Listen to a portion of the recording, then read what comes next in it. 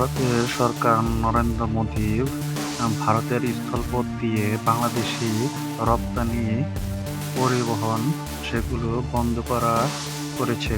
তো ইতিমধ্যে ভারতের ট্রানজিট যেগুলো আছে সেগুলো আনার জন্য 2020 সালের 29 জুন থেকে ভারত বাংলাদেশকে ট্রান্সশিপমেন্ট সুবিধা দিয়ে আসছে। এর মাধ্যমে বাংলাদেশ ভারতীয় ভূখণ্ড ব্যবহার করে নেপাল, ভুটান ও মিয়ানমারের মতো তৃতীয় কোনো দেশে সহজে পণ্য পাঠাতে পারত। সোমবার সেই সুবিধা বাতিল করেছে ভারতের নরেন্দ্র মোদী সরকার। তবে যে পণ্য এরই মধ্যে ভারতের সীমান্তে প্রবেশ করেছে তা আগের নিয়মেই বেরিয়ে যেতে পারবে।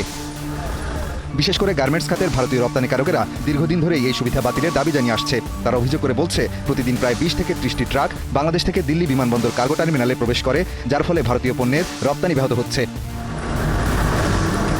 এছাড়া বিমান সংস্থাগুলো অতিরিক্ত ভাড়া নেওয়া সহ কার্গো প্রক্রিয়ায় দেরি হচ্ছে। এতে করে ভারতীয় পণ্যের প্রতিযোগিতা ক্ষমতা কমে যাচ্ছে। ভারতের গার্মেন্টস শিল্পের সাথে জড়িত ব্যবসায়ীরা বলছেন, দিল্লির কার্গো টার্মিনালে বাংলাদেশের পণ্য প্রবেশে জটলা তৈরি করেছে, ফলে ক্ষতিগ্রস্ত হচ্ছে ভারতীয় রপ্তানিকারকেরা। দেশটির বিশ্লেষকরা বলছেন, এই সিদ্ধান্ত বাংলাদেশের জন্য একটি বড় ধাক্কা, কারণ বাংলাদেশের রপ্তানি আমদানি ব্যবস্থাপনা অনেকাংশ ভারতীয় অবকাঠামোর উপর নির্ভর করে। ট্রান্সশিপমেন্ট সুবিধা বন্ধ হলে বাংলাদেশের রপ্তানি প্রক্রিয়া দেরি, খরচ বৃদ্ধি এবং অনিশ্চয়তা দেখা দিতে পারে। এই সিদ্ধান্ত নেপাল ও ভুটানের জন্য সমস্যা তৈরি করতে পারে, কারণ দুটি দেশই ভূমিবেষ্টিত এবং তারা বাংলাদেশে পণ্য পাঠাতে ভারতীয় রুট ব্যবহার করে থাকে। এর ফলে এই দুই দেশও ভারতের এই সিদ্ধান্ত নিয়ে উদ্বেগ প্রকাশ করতে পারে।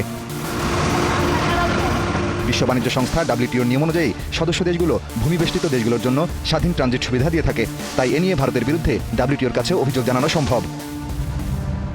বিশ্লেষকরা মনে করছেন, এই সিদ্ধান্ত ভারত বাংলাদেশ বাণিজ্যিক সম্পর্কে টানাপোড়েন সৃষ্টি করতে পারে। আবার ভারতীয় রপ্তানিকারকদের জন্য তাৎক্ষণিক সুবিধা হলেও দীর্ঘমেয়াদে আঞ্চলিক বাণিজ্য ও পরিবহন ব্যবস্থার উপর নেতিবাচক প্রভাবের সম্ভাবনা রয়েছে।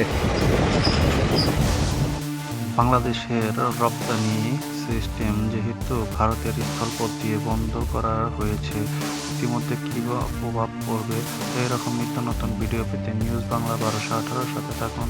আমি পলাশ। এই মুহূর্তে ভিডিও